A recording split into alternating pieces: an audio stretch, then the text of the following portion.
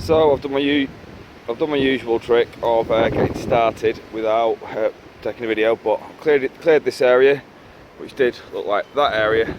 So now I've just got to work my way back up, ripping out all brambles. It's already been gone over with the weed killer. With this, if you just chop the tops off, you're just going back, you're leaving all the rootstock in. Plants are basically upside down, the roots are what matter, and if you don't get them, you're just going to be fighting an uphill battle. When it's been let go to this extent, we are talking 3 to 6 foot deep with brambles and rows and all sorts of nasty, thorny, horrible stuff. So yeah, best way is just herbicide it and then start again basically. So on we go. Well, that's this foramming that it is. While I cook mine in gale force winds, I'm actually quite surprised and almost impressed to say that most of the sheeting stayed on. A bit's peeled back over there, but considering the wind's seriously gusty, that's not so bad. But you can see the wind's rocking that. So that's this all cut back. As you can see, there's actually a wall behind there. And this salt brambles I've now got to burn in gale force winds, which is giving me good fun. Well, it's a little bit darker now, but you can see there's actually a really nice garden under here. Just let it go 1 year, and all it takes is 1 year and nature takes over. There's still a bit of work to be done here and everything, but I think these are going back to lawns and all sorts. But yeah, and all burnt down to next to nothing. And yeah, they're very, very, very happy, as they haven't seen the garden in about 5-6 years. Well, with the minimal weighting down, all the sheets are still here and the building, but somehow that's blown over. Quite impressive. And I don't know, but I seem to remember I'm missing something there. No engineer, but oh yeah, the roof. Maybe we should have put a couple of screws in that rather than hoping.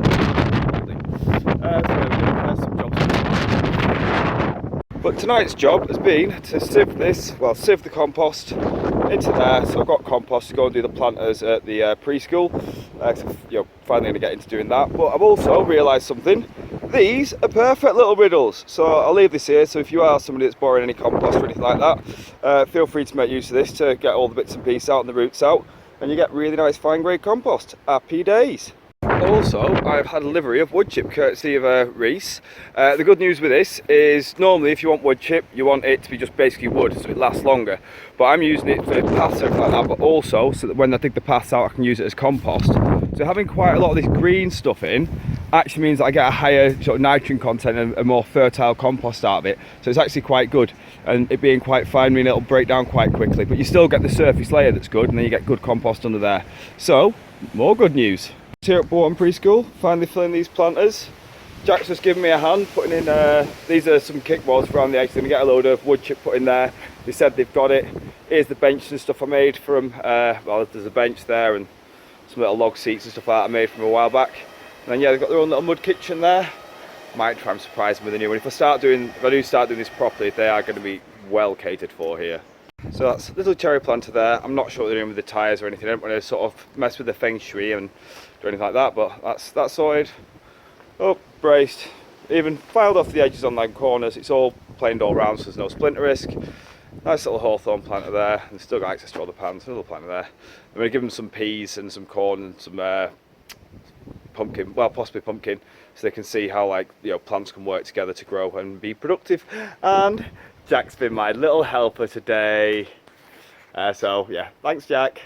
So that's day 60. Well, I would say a good day, but finally glad to have got through them brambles and everything like that and got their garden back to sort of usable and everything like that. But uphill battle, it's up on Crag Road, so you're basically walking up and down Crag Road all day. Utterly exhausting, but that's that battle. That's that war won. Well, the wind. Yeah, it's a nightmare, but it always is here. I've already lost a polytunnel to it, so hence my slight indifference to the roof being removed and that thing being tossed over. But it'll get sorted, or it won't. It's where it'll be. But yeah, we'll get it sorted tomorrow. Tomorrow I've got a couple of people coming down to give me a lift with some jobs that I need a couple of people for, which is going to be incredibly good fun in the weather that we're expecting tomorrow, but we'll see if they actually turn up. But yeah, what else was today? Oh, it was really good actually getting the preschool done.